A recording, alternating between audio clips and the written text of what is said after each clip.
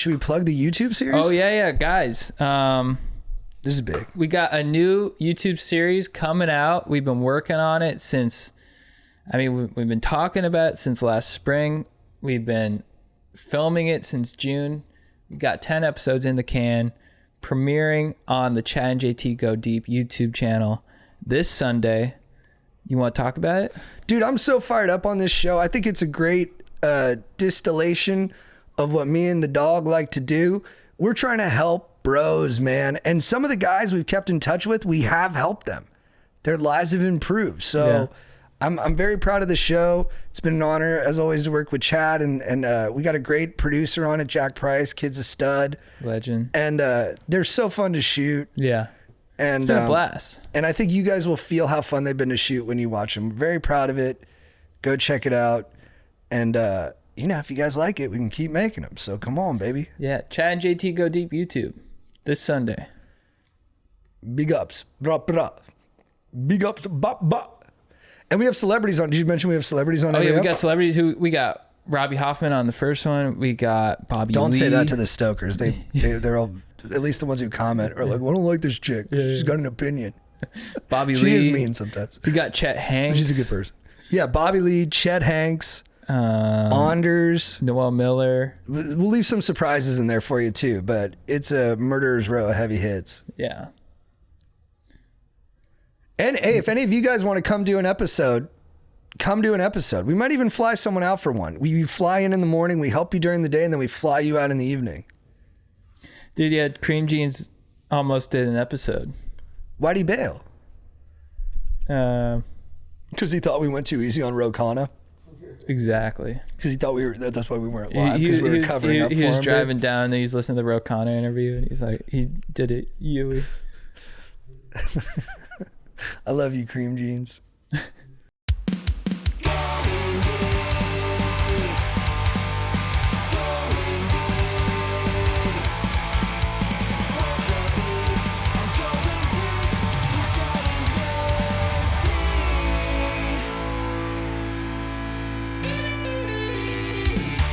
Well, let's spring into 2026 with a big JABWOW. What's up, Stokers of Stoke Nation? This is Chad Kruger coming in with the Going Deep and Chad JT podcast. I'm here with my compadre, Jean Thomas. What up? Boom clap, Stokers. And we are back. The new year. Took a week off. I don't know. When was the last time we took a week off? It's been a minute. Well, I guess 2 years ago we took a little, we were doing less episodes. Yeah. Which was helpful. Yeah. But yeah, it's been a minute, and it was great. I did miss being in the groove of my day-to-day life, but it's also nice to step away from everything, decompress, and just enjoy the empty time. It is. I felt that too during the holidays. I was like, I don't know what to do with myself. It was kind of tough to I just sat and watched a lot of movies, which was awesome, but it was kind of tough to do it. What were your favorites? One Battle After Another. Sick. So good. Watched Taken last night. Very good movie. So good. What else did I watch? Watched Man on Fire. That was great. Dude, Anaconda. We saw Anaconda. I had a blast. It was really fun. You, me, and Strider. Yeah. Dude, I was like smiling from ear to ear after that, because like I didn't laugh in the theater like that. I don't even know how long.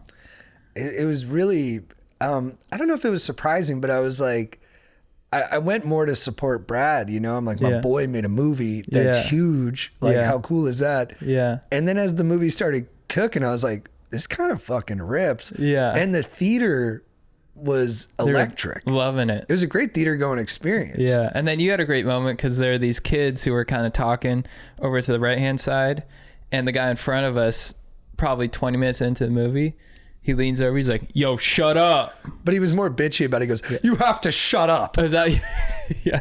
And then one of the kids, his phone went off. And what'd you say? His phone went off, and I didn't want the one guy to get mad again, so I was like, I'll help him out. So I went, oh, come on, man. Yeah. But then it was funny because then you laughed for like 10 minutes. Yeah. Oh, it was so good. And I saw the guy who had yelled at the kids, his wife, like, I was worried he thought I was making fun of him, which I kind of was a little bit for how he yelled at the kids, but I also wanted the kids to shut up.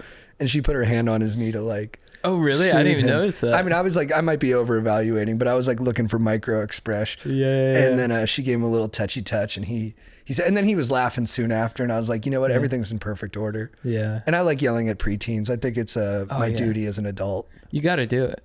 A lot of adults, they abdicate their responsibility. They think they can just let bad behavior go, you know, unaddressed. I'm like, you're kind of contributing to a bad world. So if I see something, I say something. You know what? I never thought about that before, and I'm going to start yelling at preteens. You got to do it. You be responsible about it too. I trust your judgment. I mean, I'll try. You're way better at it, though. I mean, you the way that your tone, inflection, the authority in your voice, you know, you could tell they really felt it. Then, dude, when I went to the bathroom, and when I came back up the stairs, they were all looking at their phones, and I went, "Oh, come on, guys."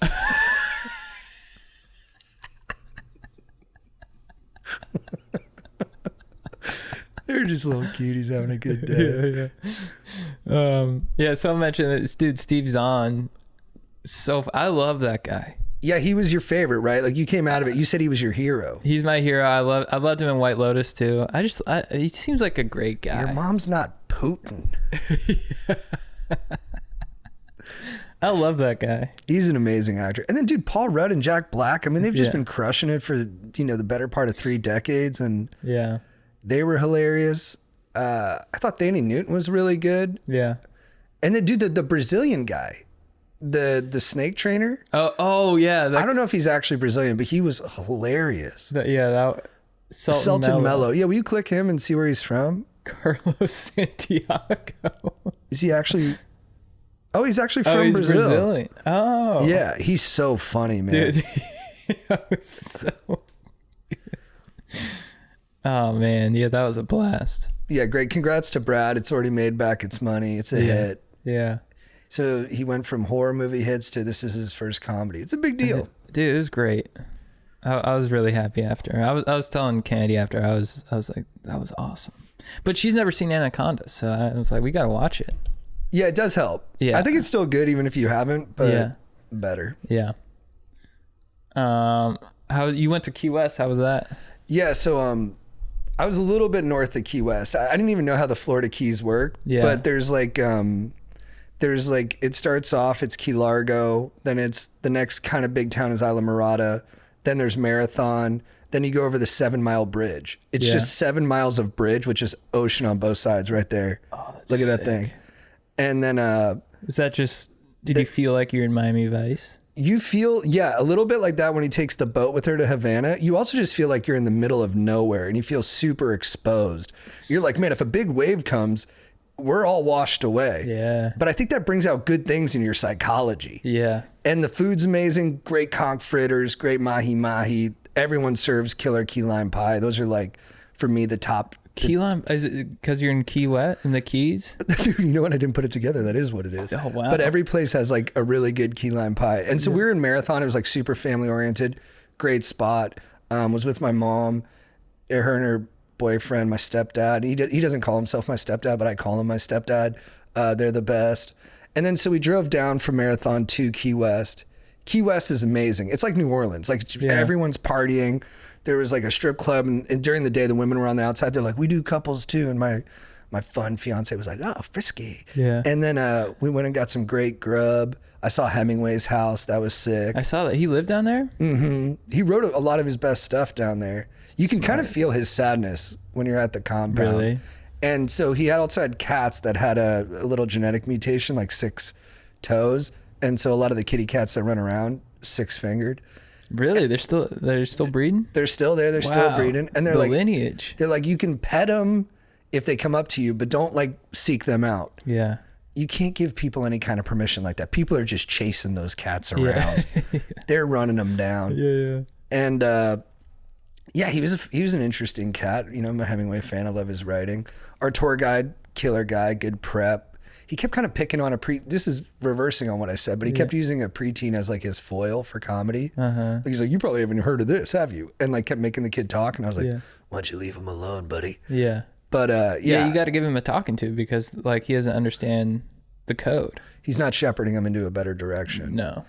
And yeah, I love it, man. It was one of my favorite places I've ever been. I think you would like it. Not great surf. It's more of like a boating culture, and the beaches aren't like as accessible as some other places, but I think you would really dig it. Oh, I'd love it. I'd love it down there. It just makes me so happy. But you do, I was like trying to place where you would live and like where we could like vacay together. And I was like, I think maybe we go up a little bit more like Palm Beach or Boca. Yeah.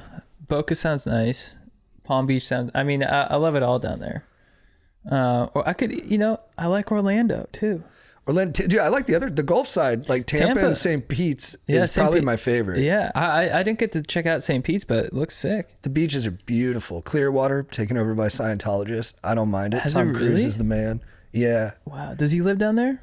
He must visit sometimes just to get his, shots of super juice, whatever he's doing. Yeah. Like the blood they pull out of the younger Scientologists that they reboot him with. Right. You almost did that, right? I want to. I don't. I'd love to. But you almost, like, I remember when you were starting on comedy, you almost you volunteered yourself.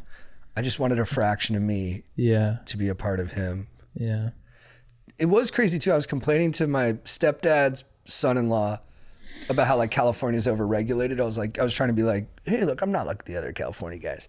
So I was like, yeah, it's like, we don't build enough houses and like, we can't get anything done, like our high-speed rail, because like there's just so much just bureaucracy to get there. And he was like, yeah, we're kind of the other way in Florida. And I was like, yeah, you guys are loose. It's nice. He's like, it's a little too loose sometimes. I was like, what do you mean? He's like, yeah, basically where I live, if you got an acre of property, you're allowed to just shoot guns on your property as long as you got like a backstop for it. Yeah. But he says basically he'll be driving home sometimes and the neighbor will just be wailing an AR and like people are like ducking and getting down. That sounds nice. It is crazy to think though, like you got like, because an acre's big, but like you can clearly, you're still within kind of throwing distance. You're like, are we all just gonna be out here shooting guns? Like that seems a little dicey. Like maybe just take it to the range, brother. No, totally. That's like in, I watched Den of Thieves, another movie where he and the main, where Gerard Butler and the main villain kind of square off in the gun range. Where Gerard's like, I know you're about to pull a heist. And the guy's like, well, I'm shooting my gun right now. And the guy just shoots, perfect aim. And yeah, it's a good way to square up on someone. How about when he also, to get the upper hand on Gerard, Pablo Schreiber, Liev Schreiber's younger brother. Oh, is he really? Yeah. Oh, I didn't know that. When he sacrifices his woman. Yeah. She's like, hey, you got to bang him. Yeah. So he knows I kind of like had him in a vulnerable spot. Yeah. I mean, what a moment when he walks in. And if you're a professional thief and you know that this cop is hot on your ass and you come home and he's just banged your woman. Yeah, I guess I kind of got it, but I was also like, how much did it help? The mind games. Yeah, right. Of like, detective, where'd you go? He's like, I went to go fuck his girl. I fucked the perp's girl. I didn't know it was his girl. I guess he did it to mess with me. I feel great. Yeah. Did you like the scene where Big Nick goes to his ex's house and she's on the date with like the... Wait. So just to backtrack. Yeah. So maybe I misread the movie, but I think you're totally right. So he told her to seduce him. Like Gerard Butler didn't know. I don't think Gerard Butler knew it was his chick. And I think Pablo told her to do that. Yeah. So to like get in his head a little bit. Right. But I don't understand. You could actually be right. That's what I mean. It's confusing. Like you're watching it and you're like, why did he do that? Yeah. I bet the screenwriter was having a blast. He's like, then he walks in and Gerard Butler's just hanging dong. Why did Pablo Schreiber's... I'll look it up later, but I'm going to look that up because I need clarity. Just banging. Very European to leave it ambiguous like that. And then where were you going? Sorry, I interrupted you. Oh, I was wondering, did you like the scene where Big Nick goes to his ex's house and she's on a double date, and she's with kind of like a knobbish, like corporate stooge, and then Big Nick comes in and just fucking, he's like, look, if you end up dating this chick, I'm gonna be in your fucking head and face all day long, baby.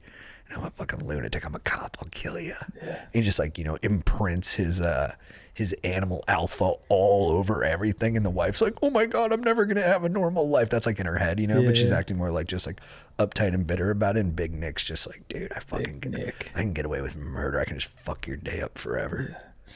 He's got that beard, you know, like all those big alpha, like Gerard Butler, you know, he's got leather on, a lot of big leather. Beard, heavy breathing.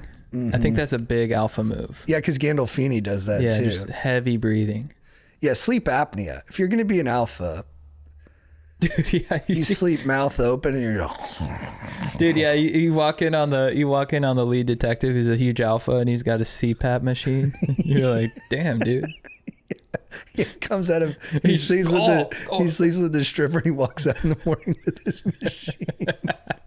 He's embarrassed. He's like, yeah, I have to wear it. I don't wear it most nights. No, that's good. Help him get his hematocrit down. Yeah, Stoker, see Den of Thieves if you haven't seen it. It's that was a fun one. Good twist at the end too. Yeah, Donnie. Yeah, he was the mastermind. And dude, they have a shootout. Oh, it's so sick. The shootout is sick, but it's also like it's a bunch of civilians in the cars. Oh, hundreds dead. And they're just the cops are just indiscriminately shooting at the cars. It is interesting too, because like they're kind of even in numbers and like in firepower, but the cops just destroy them. Yeah. So they were just better, I guess. Yeah. I thought Pablo and his boys might be able to. I don't know. I thought they'd get the jump a little bit better. Yeah, especially 50 Cent. I mean. Come on, dude. They mentioned some local. They mentioned Torrance High and stuff. I respect it when there's some local ref. Yeah, I like LA movies. Yeah, that's a good one. Yeah, Den of Thieves. So, did you have you listened to Bill Simmons' top 50 movies of the 21st century? No, you told me to too. I just listened to his top sports movies of the 21st century. What did he go number one? I think his list was right at the top. Like he got it right at the top. I think he had Moneyball number one. He had Creed number two. Yeah. I would say those are probably the two best. Yeah. Good call. Of the 21st century? Mm-hmm. Okay. Yeah. I mean, dude, honestly, I would put them up there like all time, but it's also like I came of age during those ones. Yeah. I mean, to me that year, Creed and Hamilton came out the same year. And to me, that was like the peak of like that idea. Yeah. Like that was like, to me, those are the two most emblematic artistic pieces of like Obama. Right. Where it's basically, it's a black guy inheriting the authored white dream of America, but it's working and combining for a moment. Right. But then the world rejected it on all sides. We were like, no, we prefer this tribal idea that it's kind of us and you're taking from us and we're going at you, and it's a zero sum game. Yeah. But I think in that year with those two things, we were saying, no, there can be a kind of like multicultural transition of these like incepted ideas from like the Declaration. Yeah. But it just was not to be for then. Maybe will be again, but not now. Mm-hmm. That was well said. Thank you, dude. Thank you so much, man. Remember the time? Yeah, he left. He didn't pick. What did you think about Simmons doing that? What? He didn't count 2000 for the 21st century. He said it counts for the previous century. I mean, yeah, but he did pick Proof of Life, which I thought was 2000. I think he was also inconsistent in his thing. His number one pick for the top 50 movies, I guess 50 most rewatchable movies, not top 50. Was interesting. Devil Wears Prada. I've seen it a bunch. Yeah, it's not number one, but it's an amazing movie. He said the family element played a big role. It's like his wife loves it, his kids love it. He's watching it all the time. His daughter's like 20. She's like the perfect age to like watch that movie with her a bunch. Yeah. He had Miami Vice high up in there. I was so stoked. It's a good family movie. I watch that with my kids all the time. Do you? Mm-hmm. Nice. Dude, that's a great... Can you imagine if that's your first memory? My 2.5-year-old daughter loves it. Dude, your first memory is Colin Farrell? I dress her like Colin Farrell. You know, she kind of get the hair. Yeah, slick it back sick. Like that. Dude, she should be Sunny for Halloween. You know what? We really will do that next year They were Borg and McEnroe this year, which Ian Edwards smartly called me out. It was like, so they like that stuff? Yeah. I was like, no. Yeah, that'd be really cool. Do them like that. Dude, we were going to do some Do you have some stuff prepared? I do. Do you want to do your first thing? Yeah. I went to Reno. Went to Reno for Christmas. We drove there on the 23rd, came back 27th, and we were just hanging. I hit the gym with my future father-in-law. How was that? Yeah, it's good. You know, I was lifting heavy in front of him. I was doing military press, grunting. Did like a couple miles, and then I was like, I'm just gonna lift, and you know, did it right in front of him, grunting. Offered to re-rack his weights and stuff like that. He respected it, and I was like, I'm gonna go get steam. I made him wait like 30 minutes. While you steamed? Yeah. Good. Yeah. I was like, I'll be in the sauna. And he just sat out there. Anyways, and then I came back on the 27th. Dude, I was just chilling. I was watching movies. As I said earlier, trying to figure out what to do with myself. But I do have some cool stories for the holidays because we're doing our stories for the holidays. Yeah, because you asked him what he did, but that was kind of what it made it seem like I didn't care what he did, but we had agreed that we would do 5 stories from what we did over the holidays. Yeah, sorry. Yeah. No, I just want to clarify. I get insecure. Yeah, Jake's got the flu. Well, yeah, I'm recovering. I'm pretty much over it now. You still, yeah. No, we're glad you're back, baby. Yeah. Because you had it. We'll get to that too. Okay. You want me to go first? Yeah, go, baby. Dude, so this is actually sick. So I got this DM from this guy, Mohammed bin Salman. I guess he's Saudi Arabian. And he's like, dude, I want you to come and ride our new roller coaster, Falcon Flight, which is the fastest and highest roller coaster in the world. And he's like, we'll pay you, it'll come from the Kingdom of Saudi Arabia, and you'll basically be like the face of this Saudi Arabian sponsored roller coaster. Say his name again. Mohammed bin Salman. Yeah, I think that's MBS. Yeah. I think he's kind of a controversial figure. Really? Yeah, he's in the news a lot, and like when people work with him, it's like when entertainers work with him, it becomes a whole thing. It seems, is that roller coaster though? It's like built into the rocks, right? It's a super sick roller coaster. I really want to do it. How much are they offering to pay you, if you don't mind me asking? A crap ton. Like 6 figures? Yeah. You got to do it. Almost 7. To ride a roller coaster? Yeah, and just strap a GoPro to my head. Do you want to know what he's been accused of, or would you rather me just not tell you? No, I want to know. I guess they like killed a journalist and like chopped his body up, and that's how they like tried to get away with it. Damn. I got to be honest, I did not get those vibes from him. Oh, he seemed cool. Yeah, he's like, hey bro, I know you love roller coaster. I want you to ride this. I don't know if I'm getting the accent right. He's like, hey bro, I want you to ride this roller coaster. You're gonna love it. We'll pay you upwards of $900,000, and it'll be from the Kingdom of Saudi Arabia. You'll be the face of Saudi Arabian Six Flags, and then they want me to strap a GoPro to my head so you can see POV, but also my face during it.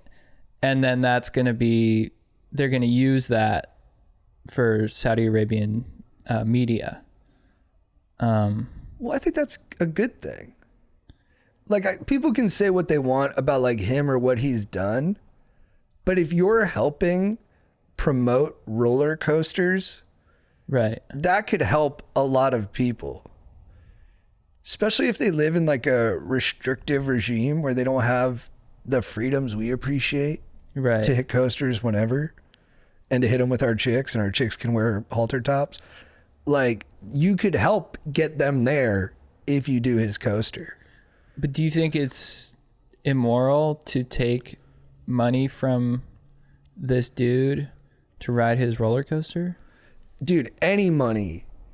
That's the thing though, is like, who's to judge? Because all money is immoral. All money is equally immoral. So you're saying I should do it? Yeah.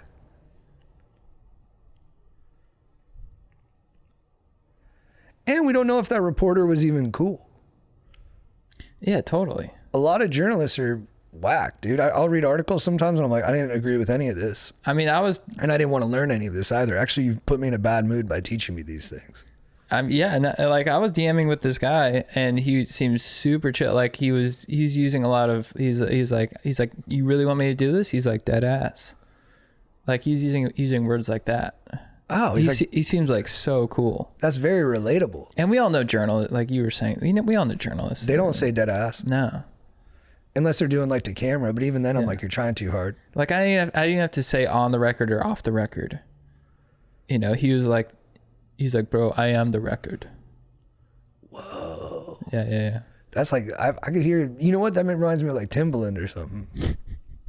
Dude, yeah, he gave me Timbaland vibes. Yeah, he sounds sick. Secure the bag, child. Dude, I got an epic tale. I love Floridians, some of the best folks. We had our flight out there. It was the best my kids ever did on a flight. Mm-hmm. They were super chill. And what we did is we deprived them of screens for like a week. So then when we did screen them on the plane, they were just like locked in. Yeah. Good move. Was that tough? Nah, a little bit, I guess. I couldn't watch football, but like I was like, it felt worth it. And then I still did watch football because nothing's going to get in the way of that. But then my darling fiance, she also had a really smart plan where every time they started to kick up, she had a gift wrapped for them and she would give it to them and then they would unwrap it and it would like, they'd be so stoked and it would keep them like stimulated for like another hour. So we went through the whole flight and they were like perfect. And then we walk to a rental place at a airport's like a half mile now. We walk to our car and we're getting a big van and they give us the 2 car seats, bro. Installing car seats, impossible. It's just always not impossible. Every time something's gonna go wrong. So we're trying to strap it in. It's like not fitting. It's not getting in there tight. It's too loose. We're working on it for like 20 minutes. I'm sweating. And then my fiance's like, this one's no good. I go exchange it. I bring it back another one. And they never, it's rental cars. They never have all the supply. Like they're like, you make a resi, but you're just hoping they honor it. We bring it over and then my fiance looks at him. She goes, oh dude, these don't work. They're like a 25-pound weight limit. The kids are heavier than that. Like we can't use these ones. And I'm like, do we try? And I'm like, no, because I don't want my kids to get hurt. Like I can't live with that. So I go back to the guy and I'm like, hey man, these 2 don't work. We need ones for bigger kids. And he goes and looks at the supply. He's like, oh man, no, we ain't got it. We ain't got it. And I'm like, well, dude, what am I going to do? He goes, come on, get in the car. I'm like, what? He's like, just get in the car. So I hop in a car with him. He starts driving around to the other rental places, checking their supply. I'm like, are we allowed to do this? He's like, don't worry about it. So we drive down a floor. I've been gone for like 10 minutes now. Yeah. My fiance calls him like, Victor is taking me. He's like, he's the nicest guy. He's like trying super hard to help me. Yeah. So we go to another one. He's like, he goes up to a guy. He's like, Philip, help me out, man. I need to grab 2 of these for this guy. We need the big ones. We need the super supreme ones. He's got bigger kids. It won't work. We need the toddler size. Yeah, it's right here. He finds 2 for me. I'm like, dude, you're a legend. We go back and we did clip in one of the car seats and now we can't get it out. And so my fiance is just furious. She's like just trying to rip out the base and she can't get it. And what happened is the clip went through the leather of the seat when we locked it in. Yeah. So there's no way to get it out. And then Victor sees her working hard. He's like, what's the problem? And she's like, we can't get the car seat out. I'm like, dude, you don't got to help us. It's all good. He goes, no, I got you. So he goes in there. He's trying to get the thing out. Yeah. Can't do it. He's like, can't do it. And then he turns to me and goes, you got a knife? I go, I just got off a plane. No, I don't have a knife. He's like, oh shit, man. All right. Okay. He smartly just unscrews the clip from the thing, takes the seat out. He's like, just leave that. Yeah. And then he puts the other 2 car seats in for us. Better than anyone's ever put car seats in a car. Did it all for us. This dude, Victor. Yeah. And I'm like, I didn't have cash. I'm like, honey, you got to give me some cash. I got to tip this guy. So she gives me 20. I'm like, you got to give me more. I got to give him more. So I go to give him $30. He goes, no. I'm like, dude, please take it. He goes, no, I won't take it. Yeah. I'm like, Victor, please. And then finally he goes, all right, fine. He takes it. We leave. And this didn't actually happen, but I kept joking with my fiance. I go, as he walked away, he disappeared. He just dissolved like a guardian angel. Nicest guy in the world. I never met a rental car guy more solid than this dude. Isn't it awesome when you like, just when there's good, when you're traveling or whatever, when there's just good people. So solid. Yeah. And it was the holidays. He was probably jamming, like just tons of work, tons of people complaining. Yeah. He was just cool the whole time. Yeah. Above and beyond. That's awesome. You got another one? Yeah. Let's see. So, I was showing my fiance Kennedy some stuff on my Instagram. I was showing her some reels and stuff. And then, you know, I'm like going around, and then after a second she goes, "Why is your Explorer page all ass?" And I was like, I don't know. Because honestly, I don't search for ass on Instagram. And I was like, babe, I don't honestly, like, look at my feed. I don't search for ass. Instagram must have mind reading abilities. She was like, that's worse. And I was like, damn. But hold up, though, just to be on your side a little bit. Yeah. Did the asses look like hers? Like, were they the same color and stuff? Yeah. It's kind of flattering. Dude, thank you. I'm going to text her that right now. I think that's the most important thing. Right. Yeah. You're fantasizing in the same direction. Yeah. Dude, good call. That turns it all around. Because for a few days there, I was just fuming at Instagram. I was like, dude, you guys are like, you know, not only are you guys like literally are trying to like get me in trouble. You're just funneling ass onto my Explore page. But I showed her my feed. You know what my feed is? Florida guys playing with snakes, base jumping, and roller coasters. Totally, you know, and I showed her that and she's like, that's even weirder. And I was like, well, fuck. You can't win, huh? Dude, I'm just getting totally boned. I was like, what would you prefer? And she's like, self-defense videos, how to stop a break-in videos, and puppies. I was like, all That's right. pretty good. Yeah, I was like, you got a good point there, babe. That's tough to beat. I was like, but here's the thing. I would know how to handle a king cobra if it came up on me. You would or wouldn't? I would. What would you do?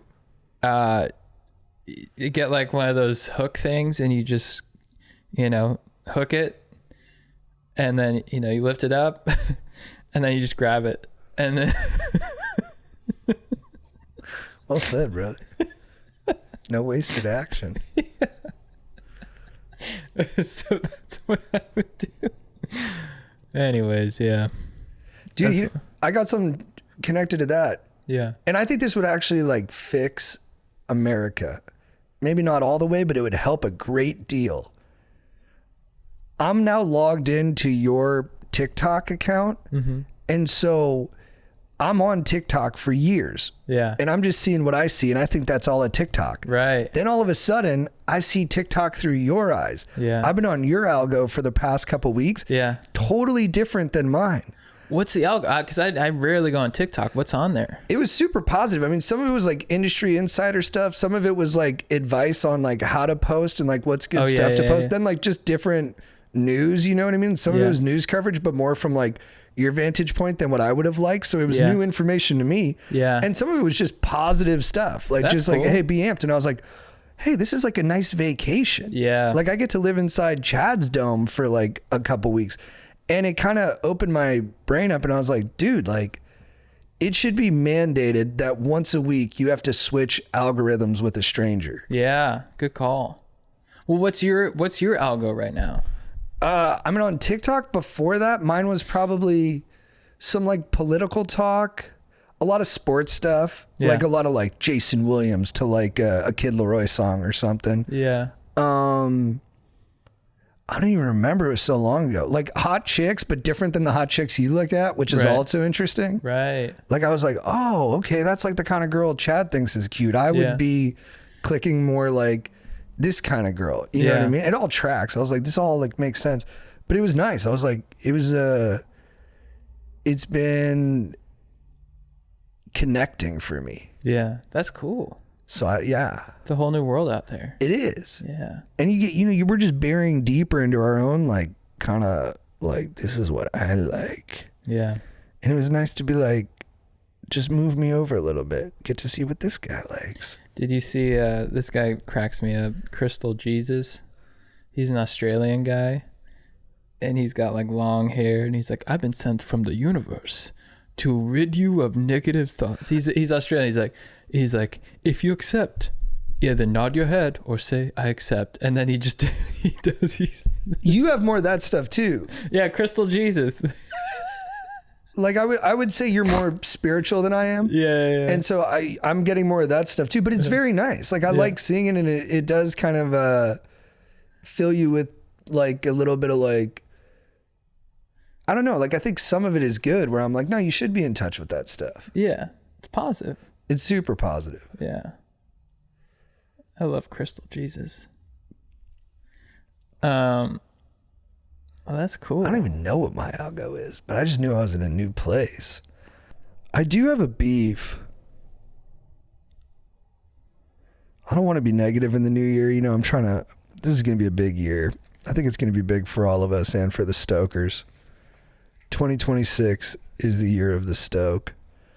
Bro, I got a beef. Yeah. If I have to pre-wash my dishes before I put them in the dishwasher, then you're not a dishwasher.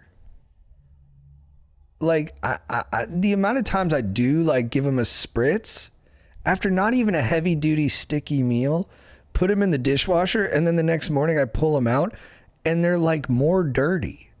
I'm like, what do you even do? And then I'm talking to, my fiance and my brother, and they're like, well, you really gotta pre-wash. I'm like, then why even put it in the dishwasher? Like, are you just, I'll just hand do everything.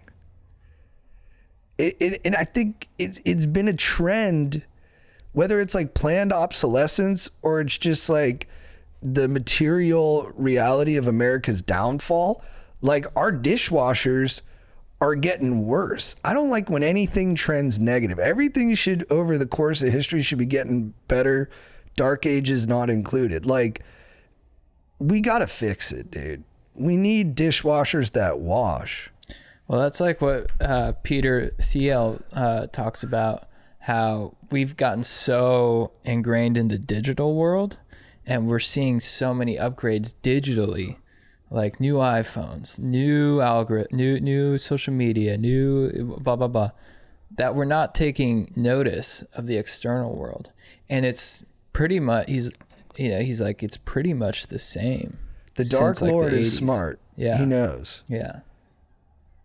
And that's why, him and Jamie Dimon, they're like, we got to invest in hard tactile things. Yeah. Dude, this on the Peter Thiel thing, not to be conspiratorial, the guy who owns this German entrepreneur who owns Morning Brew, whose news I like, and Politico, whose news I see, his son was like Peter Thiel's assistant, and he just started a venture capital firm, and guess who put tons of money into it? Peter Thiel. So are they gonna go hard in the paint on Big PT? Man. Are they gonna give him an old pasola? Como te gusta mi comida? I mean, that's what a lot of these head honchos do, right? They kind of buy out the media. Just friendo. I mean, they say that about a lot of big dudes. Jeff Bezos owns WAPO. The Post. They say He Bill owns Gates Post Malone. and Post Malone. Yeah, do you know that? Yeah. Post Malone is a propaganda arm of Bezos. Yeah. And Bill Gates funds a lot of, he pays for a lot of media. I like that that's our second bit about Post Malone. Yeah. We've said he's black now, and that he's owned by. I like that we just keep picking on him. Did you know that Yeah. Bill Gates also funds Ed Sheeran? I didn't know that, but I'd heard that, Yeah. and people don't want to know that, Yeah. but that's where it comes from, Yeah. and it all benefits him and his malaria nets. Jeff Bezos. What else, dude? Okay. Oh, I talked about Anaconda. So I did my annual 3-day water fast. Oh, dude, I saw. How'd it go? Yeah. It's good. It was tough. You know, I think I was doing longer walks with the dog, so I was burning more calories. So I was like, you know, first day's tough. Second day I was kind of cruising, but you know, it's tough. Third day, I got so cranky. And I think it's because I was like burning more calories than I should have. Like I should have just kind of sat there. And so I was like, by the end of it, I was so hungry. And Kennedy made me a steak, which was sick. First I had bone broth, and that was fantastic. And Kennedy made me a steak, and I cut into it. She's like, "Is it too rare?" And I was like, "No, it's fine." She's like, "Is it rare? Is it?" And I'm like, "You can't." I'm like, "You can't get sick from beef." And then my dog came up and started sniffing, trying to lick it. I was like, "Lola, leave."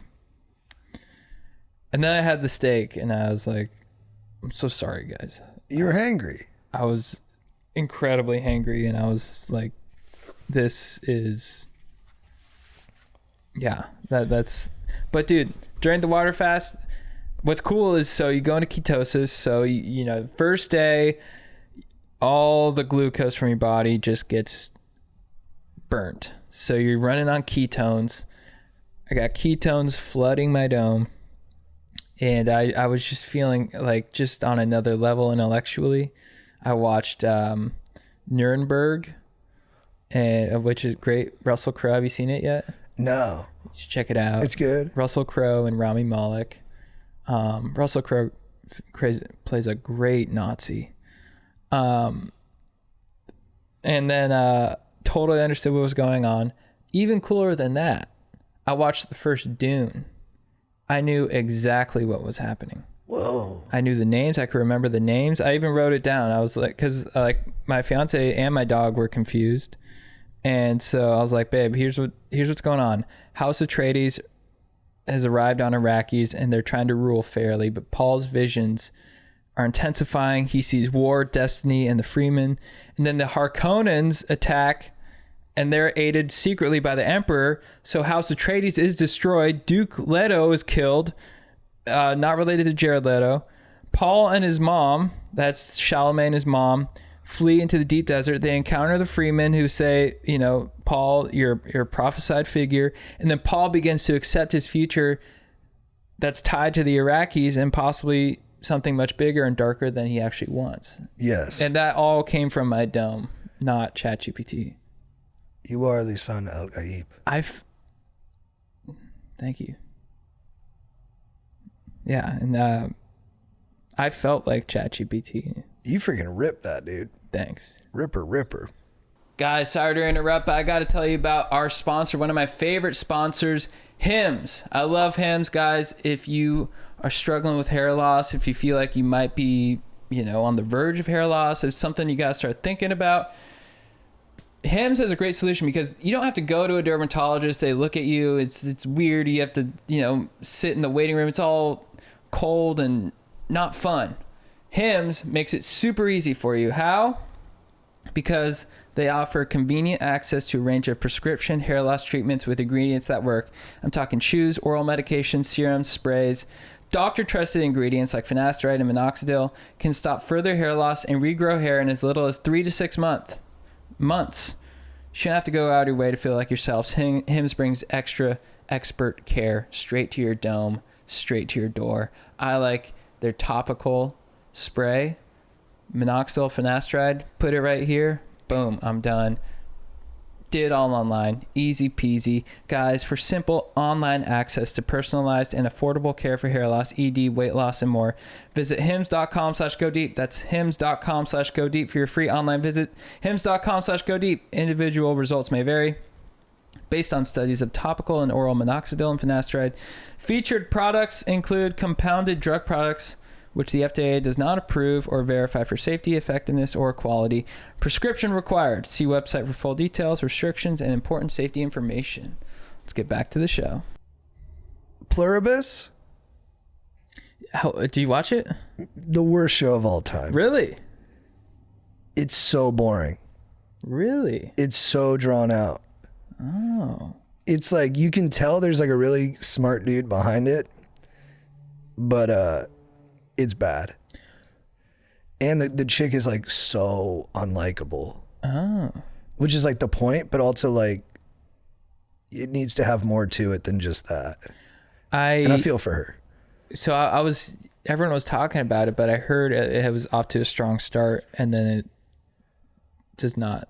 The first two eps are solid. And then after that, you're like, dude, please have something happen. And then they're like, something. The actors literally deliver lines like, something may happen soon, and it might be interesting. Yeah.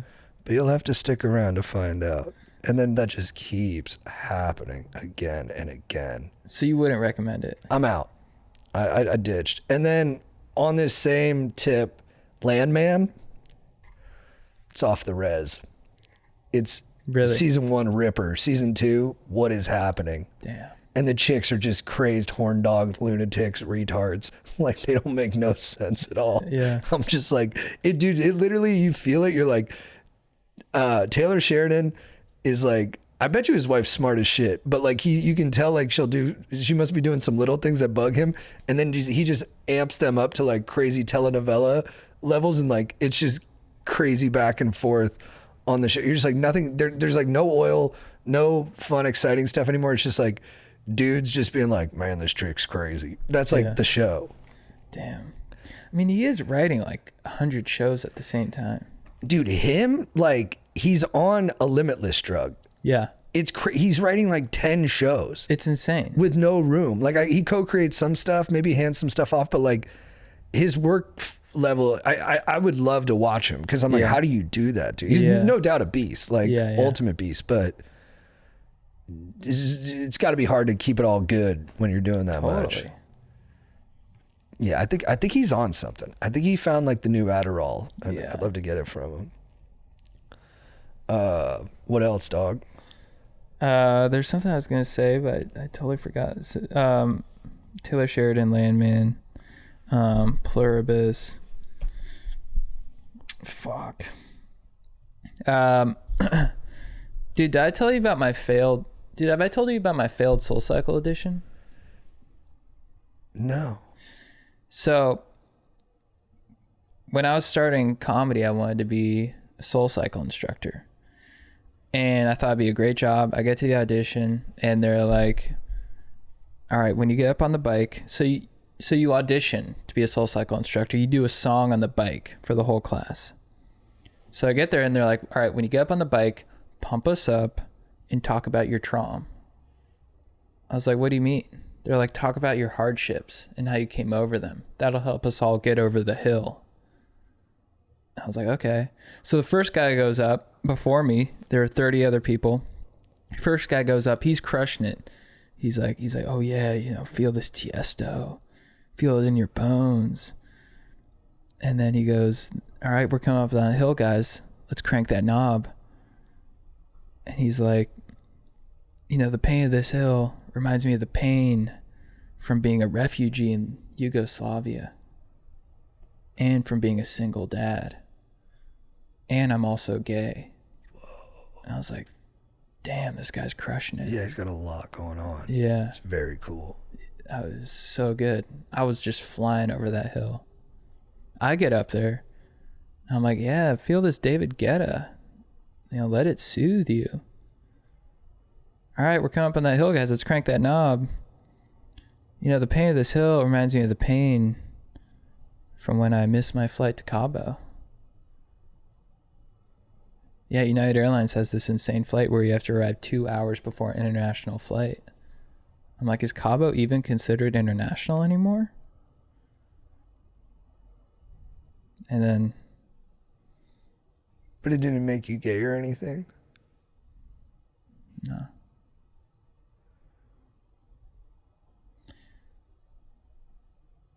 And then Soul Cycle was like, look, man, you can cycle, but you've got no soul.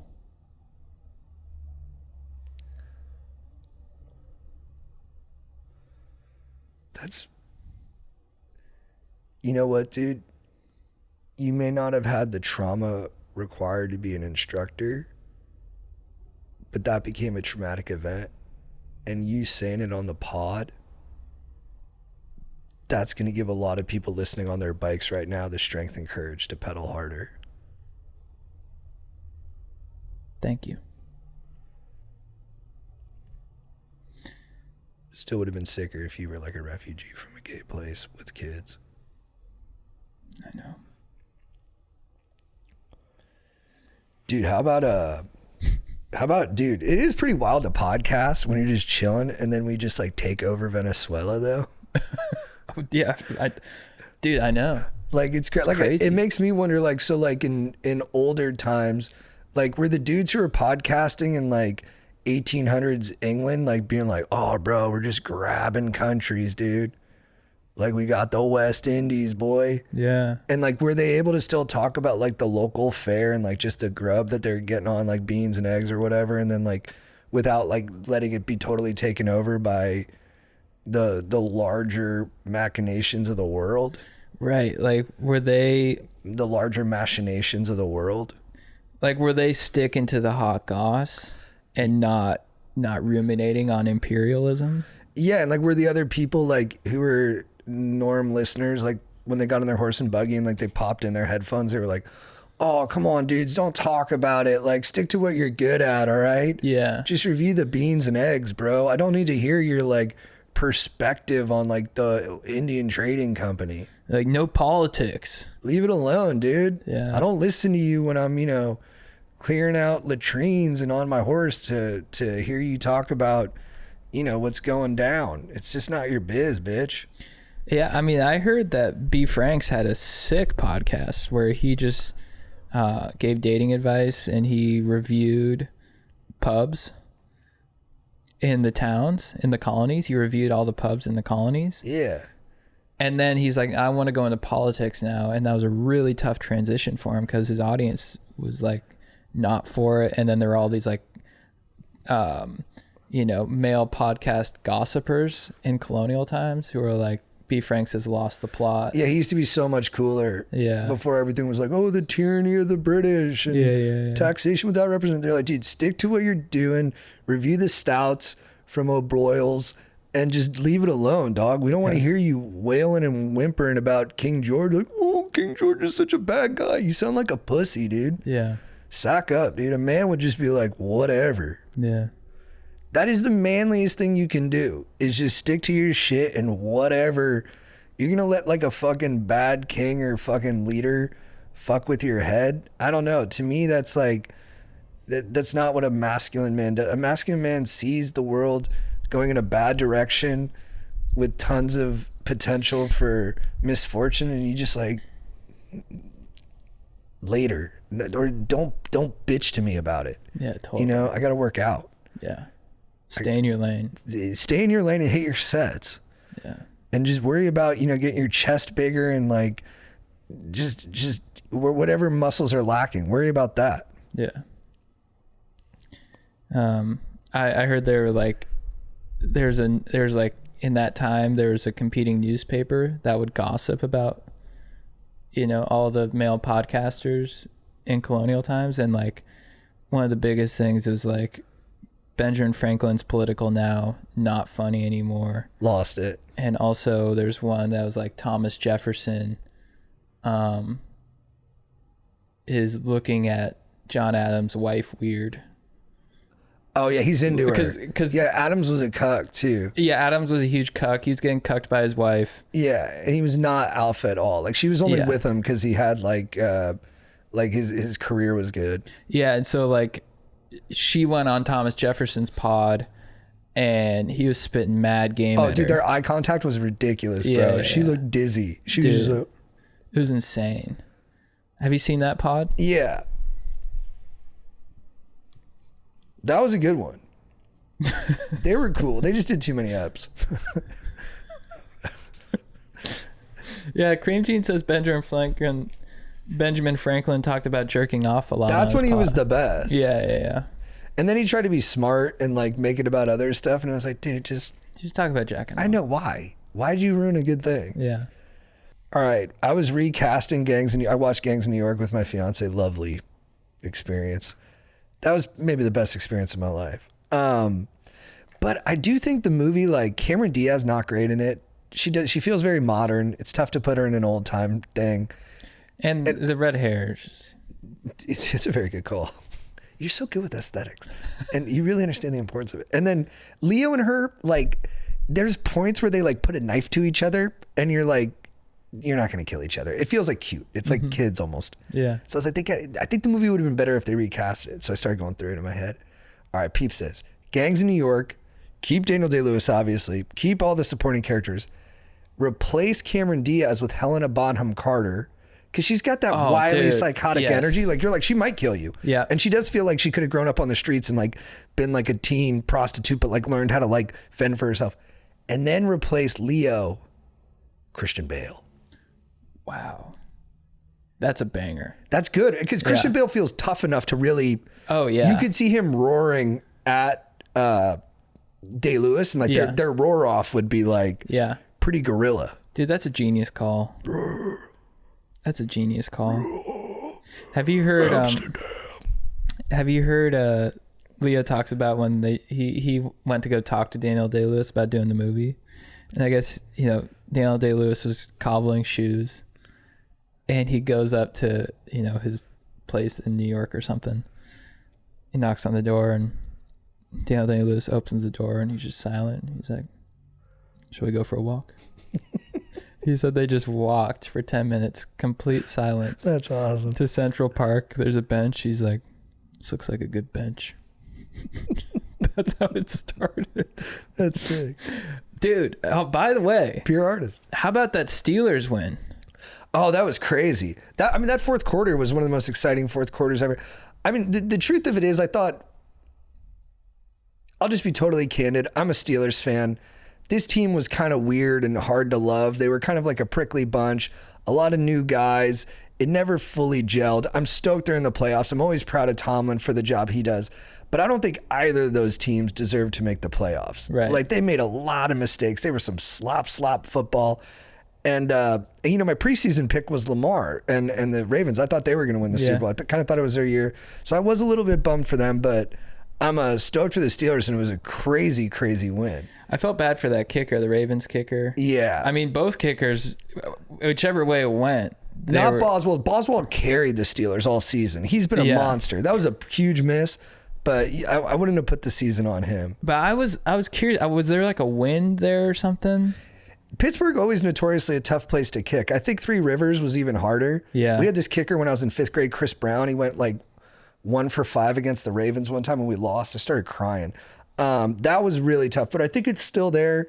I think they say because of all the rivers, the wind kicks off in a lot of different directions and it can corkscrew you. Okay. But the Ravens rookie missed. But again, not his fault. Both teams were kind of shit this year. But Tomlin's the man. He always finds a way to win ugly. Hopefully he's got to win a playoff game. He has to. Not for I'll bring him back forever, but I think even though Steelers never do it, I think they might can him if he doesn't win a playoff game. Really? I don't know. They never do it, but I think they will this time. I think they'll fire him or they'll amicably break if he doesn't get a playoff dub. We're playing the Texans. We should be able to do that. Yeah. And then they're good, but their defense has been a little slop lately. Although they won like 9 in a row or something crazy. the Bears are in the playoffs. Are they? Good for Joe and Chuds. Cut that. Send it to Joe. Dude, it was sweet. I called Joe and his dad. to wish him a Merry Christmas. And his dad's the best. Joe's dad's like, he's like sweet. He's like, the way Joe is like cranky Joe, Joe's dad is like sweet Joe. Oh, that's awesome. He's just the sweetest guy. Yeah. And it was right after they beat the Packers and that come from behind win. And his dad, they were both so jacked, but his dad was like, it's the best win of my lifetime. Yeah. And Joe was like, Dad, it's not the best ever. He's like, it's the best of my lifetime. And they were getting me hyped. That's cool. I was like, that's sick. Yeah, you won Chicago. It's nice seeing Chicago do well is nice. We got a lot of friends who rep them. I mean, I was way off on that one. I was saying they weren't going to make the playoffs for weeks. I thought they were total fugazi, and they were in there, and Caleb's playing good. Yeah. He's slinging BBs, baby. Do you have a prediction? Super Bowl? No, I got no finger on the pulse. If I had to pick, who's going to win this Super Bowl? I mean, it's crazy. Denver's this 1 seed in the AFC. Yeah. I don't think it'll be them. All these teams feel like in transition. Are the Chargers in the playoffs? Yeah, I think they play the Patriots. Oh, that's tough. Do you think the Chargers can win it, Jake? No, I don't think so. They got a terrible O-line, and Yeah, they lost Slater and they lost Joe Alt. Yeah, and they've had the worst ranked O-line all year, and they somehow find ways to win. But in the playoffs, I don't think that's gonna work. I don't know. And I guess we'll see. If we beat the Patriots this week, it could be anybody's game. I mean, Patriots look good. I could see it being them. Yeah. Vrabel's a good coach. May's a good, incredible QB. they got the MVP with Drake May, but I don't know. Like, I looked at their schedule. Their strength of schedule is terrible. They've been playing like the Titans, the Falcons, the Dolphins, like all year. They haven't played anybody good. Yeah. So it's kind of hard to say. I mean, their record looks good, but they also play nobody. So who knows? We'll see. I don't really have a suggestion. I mean, the Bills, I think, could do it, but they don't look as good as usual. It's the worst they've looked in a couple of years. Yeah, I mean, I don't know. And they got nobody. They got Cook is good, but if they're down, it's not going to be him. And then they got Allen, but he just doesn't have anybody to throw to. Yeah, he's got no weapons besides Cook. Yeah. I mean, Shakir is good, but I don't know. Their D's not great. Yeah, I think if I had to predict, I'll go Patriots coming out of the AFC. I haven't looked at anything. This is totally off the dome, so it's a wild prediction. But I'll go Patriots, and then NFC, I'll go... You know what? Yeah, I'll do it. Just because it's the most fun. I'll go Patriots versus the Bears. Yeah. And Dude, the battle of the sick. second-year QBs in the Super Bowl. Wow. I don't think it'll actually be that, but that's the most fun for me. And dude, those two competitive fan bases, Chicago versus New England, Yeah. all of our friends, a lot of loons from both sides. I'd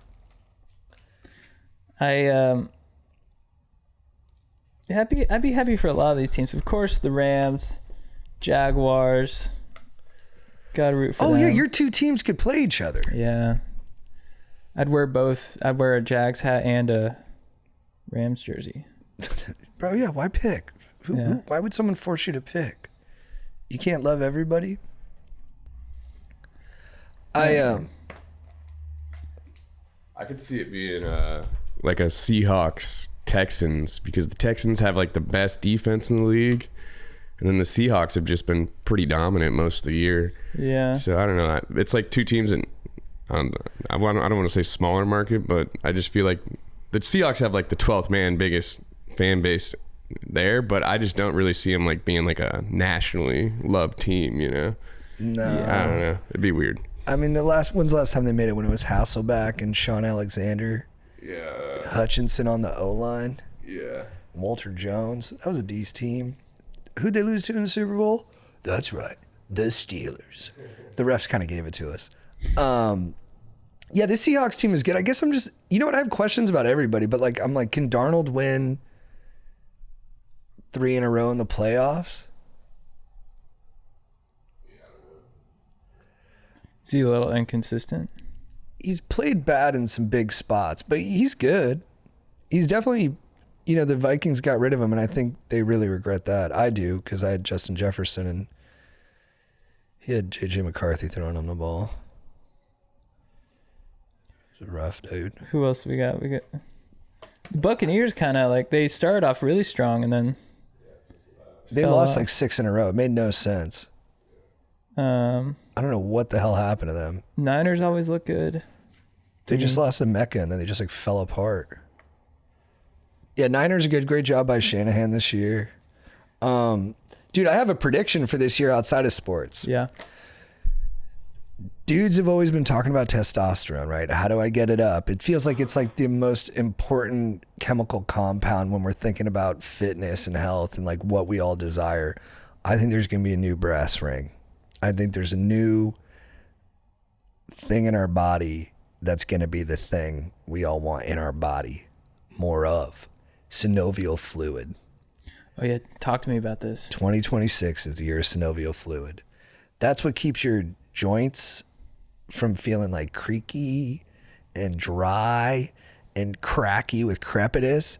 This is the good stuff, dude. It's the non-Newtonian fluid that's egg white in its consistency and just helps your cartilage. And this is what we're all going to be going after. Because I'm getting up there, brother. So for me, motion is lotion. Right. I'm preheating everything in the oven so I can move well throughout the day. And look, you can go exogenous with it. You could go BPC 157 and just start, hyping it up the fast way, maybe the easy way, long term, maybe the way that hurts. But hey, go out on your shield. So you can inject this? I think BPC 157 does help produce it in your body, yeah. But I'm just doing it through, I'm doing a lot of banded lateral steps. I'm doing 90-90 hip switches. I'm doing glute bridges. I'm doing some jump rope. I'm doing a bunch of stuff to just kind of So those are exercises to help increase it? Yeah, so basically it does, the more you move, the more your body starts to spin it around. Oh, okay. But it is like a kind of like if you don't use it, you lose it kind of thing. This is why I think you hear older guys like Ray Lewis be like, if you stay ready, you ain't got to get ready. I think he's talking about this. Like as you age, your body starts to atrophy. But if you keep the engine running, the parts don't break down. Yeah. Do you think yoga helps with that? Oh, for sure. Yeah, yoga's got to be one of the better things for it. I don't know for sure, but that sounds, when you think about what you're doing in yoga, it does seem like it would be really helpful for that. Yeah, because I was kind of researching during my fast that the biggest thing in terms of slowing aging is building muscle. Yes, and that's where testosterone's huge. Yeah, and because when you get old, like people are like, no, it's about cardio. It's like, well, most old people get hurt, and that's when they fall apart because their body's not moving. So it's like what a lot of these guys will say is like, you got to do squats because guess what? When you're 90 and you got to get off the toilet, bang. Yeah, you need a sturdy foundation. Yeah, you got to be strong. But I think you need the synovial fluid too, because like you're not going to be able to get those muscles big if the engine doesn't have any oil in it and it's just crunching. Yeah. And you don't got shock absorption. You know, you're taking a step off and you're like, ah. No, I'm done with that, brother. Yeah. I started doing Zercher squats. What is that? Yeah, I heard you talking about that. Dude, they're sick, bro. This is a new thing. Or maybe not new, but new to me. You put the bar in between your arms. Oh, interesting. Like this. And so it front loads you a little bit, so your core's got to be strong, and you can get deeper. So they say you're going to hit more glutes on it, and then you just come down with the bar, and then you bounce up with it. That looks nice. But you can go pretty heavy on it, too. That looks like it feels nice. We used to, in wrestling practice, we used to have to do those, but we just held a plate, like a 45-pound plate on the front, and do like front squats. Yeah. And bitches hurt, bro. It's good for you, brother. You're moving people. You got to be able to move people. Jake, how was your break? It was pretty good. You were in Iowa for a while. Yeah, like 19 or 20. I mean, I've had 5 flights canceled, so I kind of forgot how many days I was there. But yeah, it was wild. At first, there was a lot of snow. And then all of a sudden, this rain came along and melted all the snow. So I was kind of mad about that. I was hoping for like a white Christmas, you know? It's nice when you go back to the Midwest, you get a little white Christmas going. Uh-huh. Then the weather just like completely changed. It like was so foggy, I couldn't even like see across the street at my parents' house, which is what was like hurting the planes. But no, it was good to see my family, good to see my friends. took a break from everything in LA pretty much. Yeah. Haven't smoked weed in like 30 some days. So that's, Hey, really, man? yeah, that's a good start. That's amazing. And you were sick during that time, which always like makes it hard to stick with stuff like that. Yeah, well, I think that's part of the reason why I haven't done it yet still. Right, you were just like... yeah, my like throat is all fucked up and shit. I don't want to smoke and make it worse. But I don't know. I tried to quit I did quit while I was there. And I think once I'm back here now, I kind of have a little bit of a grasp on it. I might do it to sleep because my dreams have been so fucking insane without it. I've been having like crazy nightmares. Which really? Yeah, I don't like... What are they trying to tell you? Exactly. That's what I'm saying. One of them was like, the one that I like kept reoccurring is my brother is a private jet pilot. And I kept having this dream that I was like on his private jet and it was like going down. And I don't know why. Oh, damn. I kept like having that like wild dreams. And I was like, what the fuck? Dude, that's classic little brother dream, bro. Like, should I be tethered to this guy as the dude I look up to, or is this a sinking ship or a crashing plane? Do I got to abort and just go my own way?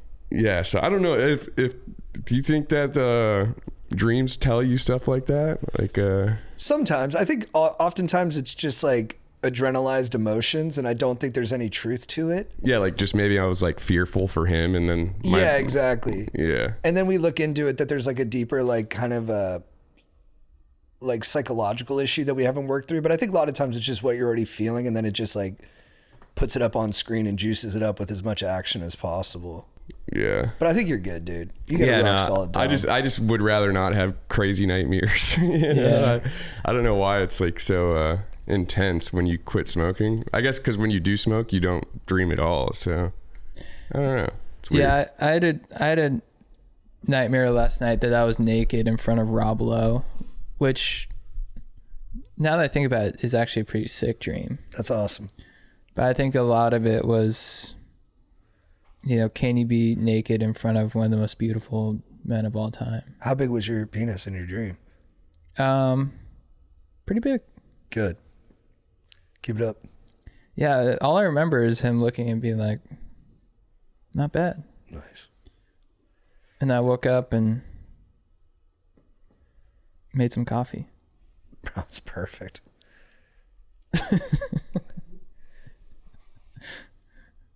Should we call it? Should we call someone? Should we talk about Nick Shirley? Who's Nick Shirley? Dude, the friggin' Mormon 23-year-old reporter who uncovered the Minnesota daycare fraud. Oh, yeah. I listened to him in an interview. He's like a kid. Really? Like, he sounds like kind of dumb, but he uncovered something remarkable. That story to me was like, because I'd been reading about that case has been a part of it since like 2022. Mm-hmm. Like where there was like $250 million in fraud. Like they were filling out fake sheets saying they were feeding and helping autistic kids, and it was all BS. And then he uncovered it even like more massive. But like watching people's psychology around it was like insane. Like, cause he uncovered it. He's like trying to go into daycares. They're like, no, you can't come in here. It looks like suspicious. Like they misspelled the word learning on one of them. Yeah. But then he's also like, it's proof because they wouldn't let me in that there's no kids here. I'm like, well, I dropped my kids off at daycare. They're not going to let a random dude come in. Yeah. Like, to the daycare. Dude. Yeah. Especially if he's with 3 other guys and cameras. Like, it was so obvious that they're not going to let. And like, so, but people are watching then. And a great deal, like the majority of the people involved in this were Somalian people. Like in the criminal case, like the main lady was a white lady, but then like 82 out of the 86 people under that were Somalian. So like people who don't like immigrants really fixated on that. They're like, these people come into our country, they steal, and then they send the money back to Somalia, and Somalia's all pirates and terrorists who are coming here to attack us and hurt us. And then, but it was a genuine massive fraud. But then people on the left, like I had friends on the left who saw how like people were kind of fixating on the Somalian aspect. And then they were like, they're going into daycares all across the states that are run by immigrants and like attacking the kids and stuff. And then they went so far with it because they felt like the Somalians were being bullied that they were like, there's not even any fraud going on. Mm-hmm. And I was like, well, there's for sure fraud going on. Yeah. But everyone went so hard in the paint into like their like reactive protection tribe stuff that like it just got totally distorted. But it is wild what he uncovered. Like, damn. Tim Walz stepped down, or he's not I running saw for that. re-election. I saw that. Because the state of Minnesota, they said they didn't have files on it, so they couldn't prove or disprove a lot of his claims. Yeah. Which is either, you know, they're lying, which is bad, or they're like incompetent, which is really bad too. Damn. And now I think it's just going to increase this. Like, I mean, I guess we sort of do stuff like this, but there's just going to be like citizen journalists everywhere. Yeah. Like a lot of our friends who are comedians were like online being like, CNN was like, because then I think some of the big media people were like upset that this kid like uncovered it. There was a little bit of like jealousy. Yeah. So they were like, well, he didn't follow journalistic standards when he did this and that and this and that. And I think that's true. I don't think he had like a, like, I heard him in an interview on All In and he's like, I don't have a lawyer. Like, I just kind of make big claims. And like, I don't want to get into the lawyer stuff. He sounded a little young, you know? But then like other people were like, you're just jealous to CNN. And like, they were like, some of our friends were like, he's doing your job, you pussies. Yeah. Like just talking shit. Damn. It was wild. It is a wild. And the numbers are crazy. Of the fraud? It was like 4 billion, right? Yeah. I mean, people have speculated up to that number. I don't know. Who knows? I think it'll land somewhere in the middle, but like, it's still insane. Yeah. Damn. Yeah, it is a new world too, where anyone can be a journalist.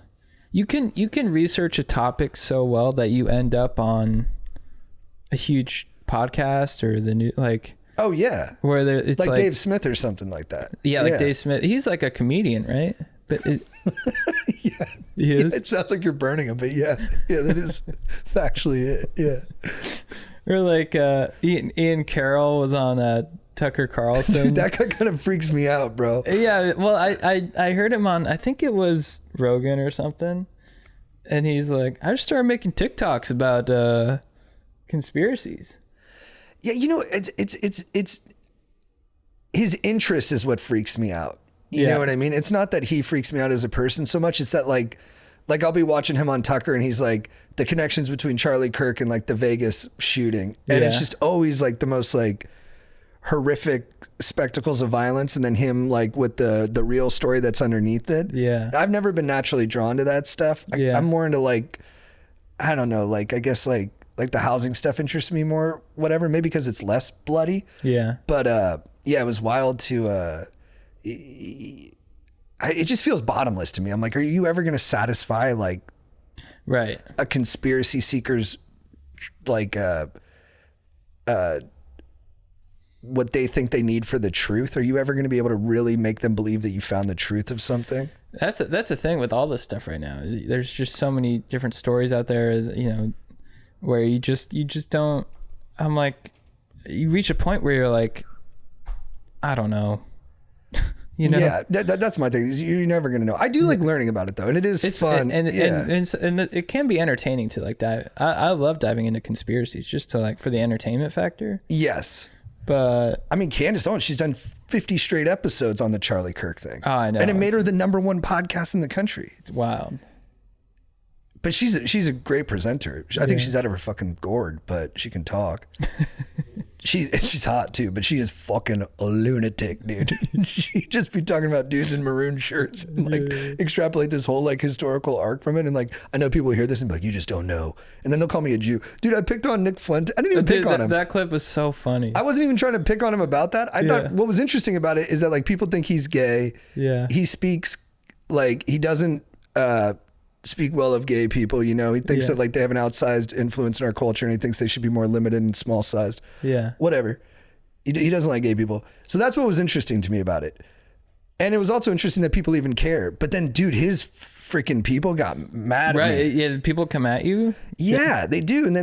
But then some people are like, you're being too sensitive to it. And maybe I was. Maybe it's my own bias. And I was like kind of expecting in, like, DMs or DMs and messages. Yeah. Yeah. And then they kind of reminded me of Taylor Swift fans. Right. Where they're very protective of their person. Yeah. And that person has convinced them and validated their feelings that they've been wronged by society and by the opposite sex. Yeah. And there's something very empowering about that. Yeah. But the thing is and some of them were like, he's more of a man than you. And I was like, I didn't want to go there, but I'm like, but I'm not a virgin. And like, I've reproduced. And I have a wife and kids. Yeah. And they're like, you think being a dad like makes you a man? I'm like, it kind of helps. Like a little bit, not to like, I guess not like, but you know, and then the thing is they all call me Jew. Yeah. Everyone calls me because I look so Jewish. Right. And there's a lot of anti-Semitism out there. And it's obviously gotten worse because of Israel's terrible war and like the fucking insane amount of people they've killed, you know? And then so everyone's just like, oh, you're just like a Jew. And I'm like, A, I'm not Jewish, I'm Colombian. And like, B, I don't think that's okay to say. So, but then like, it does feel like fighting a losing fight. Like a lot of guys have distilled down their worldview to just like, Jews are bad. That's like that's like their only issue that they're voting on. And I know people will think I'm being sensitive. And then so like one guy will be like, yeah, of course you think you're fucking funny, you Jew. And then I'm like, I'm actually Catholic. And they go, oh really? Nice to meet you, man. Really? Yeah, they flip right Hilarious. away. And then I'll be like, I'm non-practicing. And they'll be like, oh yeah, that's not as good. You should find your way back to Christ. Man, what a weird world. You know, it's in times like those when you just gotta go to guys like Victor. Victor's a great guy. And realize there's Victors in the world. Dude, great guy. And Cuban. I just finished this book about Cuba and the Bacardi rum company. I didn't even know it was from Cuba. Cubans are amazing people. Yeah. They've been fighting. The fucking funniest thing we did sorry, I'm all jacked up now. But the funniest thing we did to Cuba that's not funny is that Cuban independence in like 1900 or whatever, we called that war the Spanish-American War, and we took them out of it. Like we renamed the war and didn't even include the country that got freedom because of it. Like we're like nice try at a revolution, Cuba. We're renaming it. It's us. It's America versus Spain. Sorry, dude. The dude, I'm listening to a book on how Netflix was started. Do you know it started in Santa Cruz?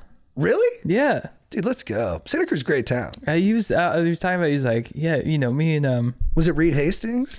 It's not Reed, it's the first guy who like Ted Sarandos? Not Ted Sarandos, the guy who left after like really? I didn't even know. Years.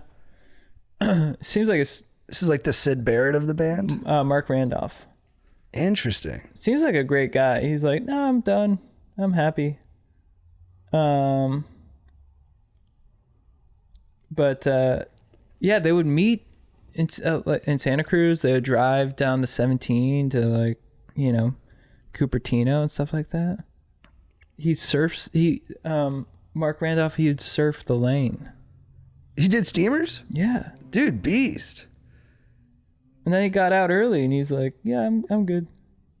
Get a little Snugzilla, dude, then hit a floater and then still catch a barrel, dude. Yeah.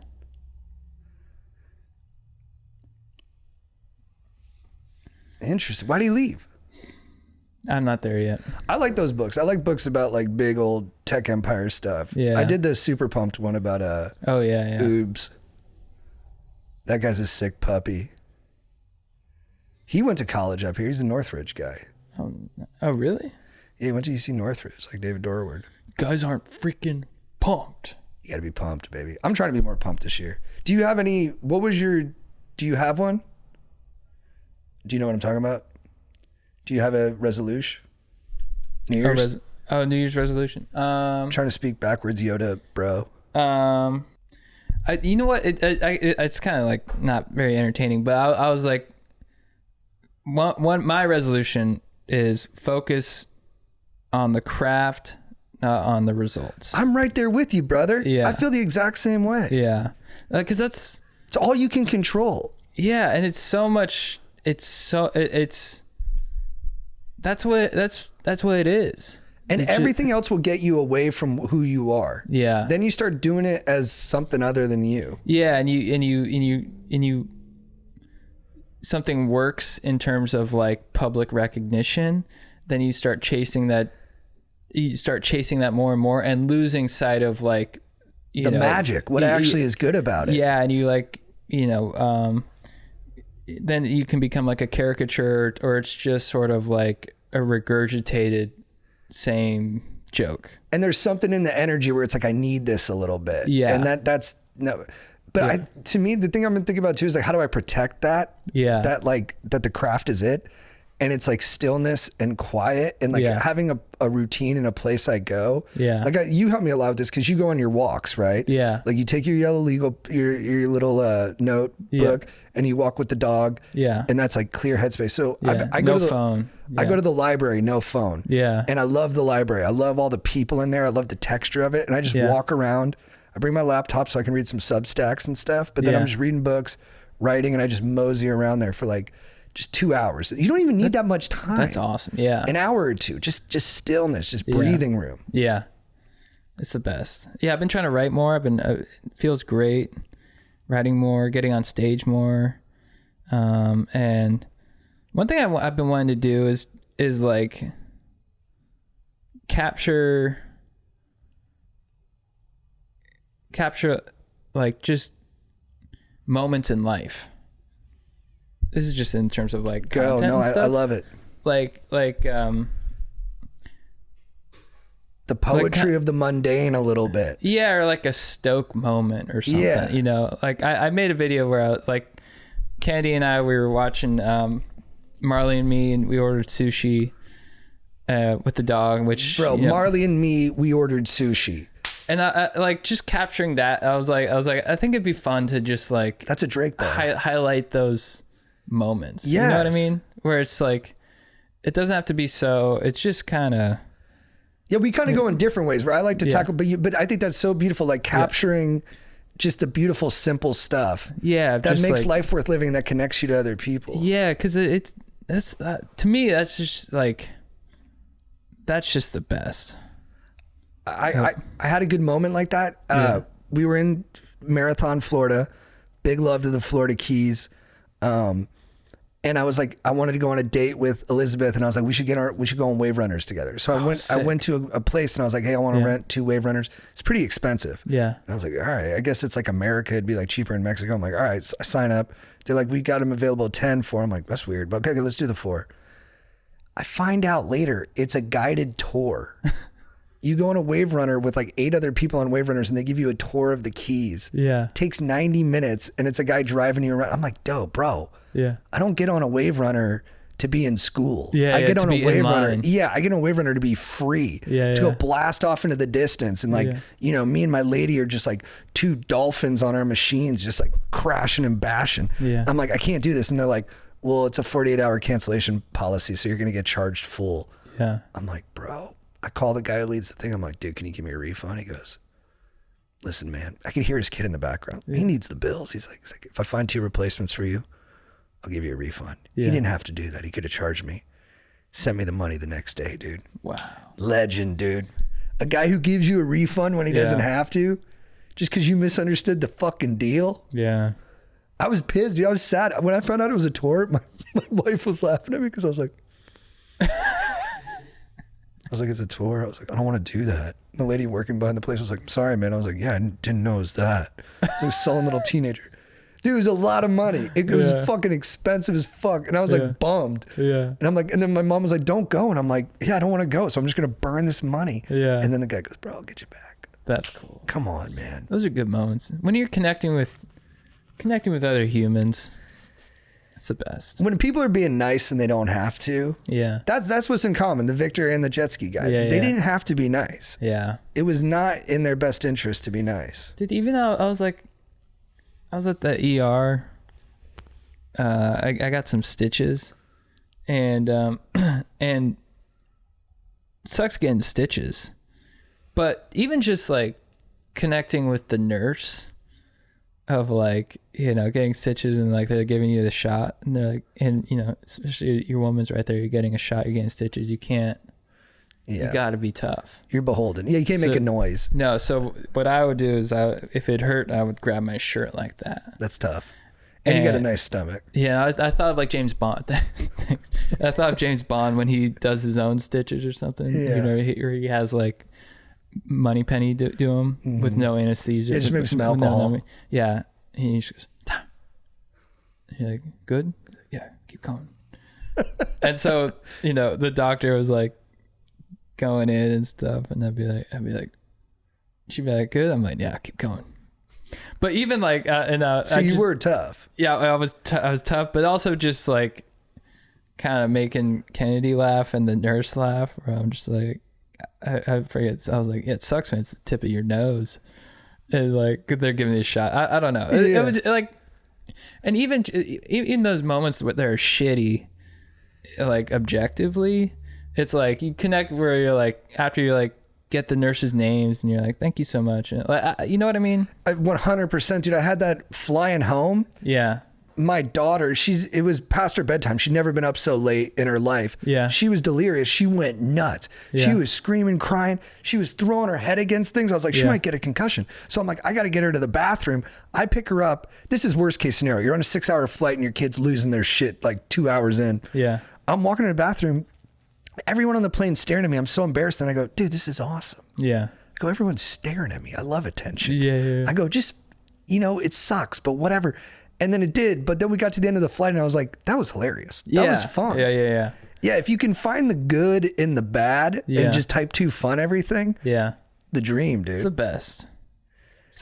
Yeah. I love that. Because you'll look back and be like, oh, it was a great memory when I got the stitches. Yeah.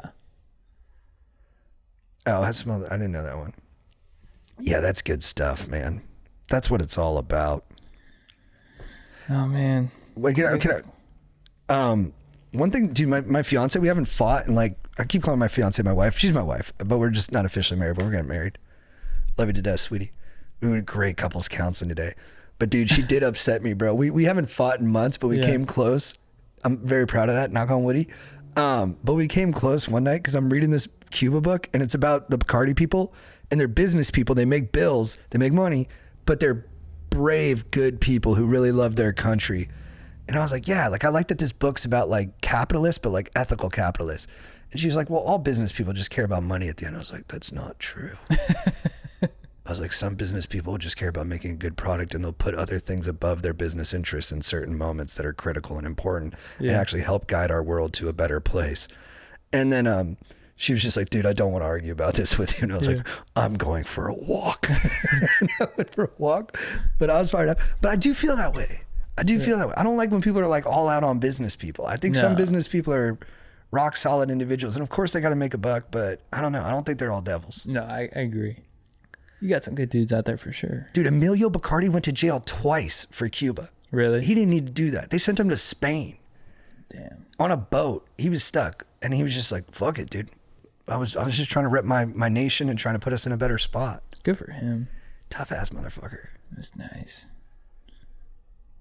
Oh, man. Oh, did you see Marty Supreme? No, have you? I haven't seen it yet. I want to see it. All right. Should we call it? Yeah, let's do it. That was fun. It's good catching up, man. Yeah. And congrats to Brad Fuller on Anaconda. What a success. Dude, yeah. Go see it if you haven't. It's awesome.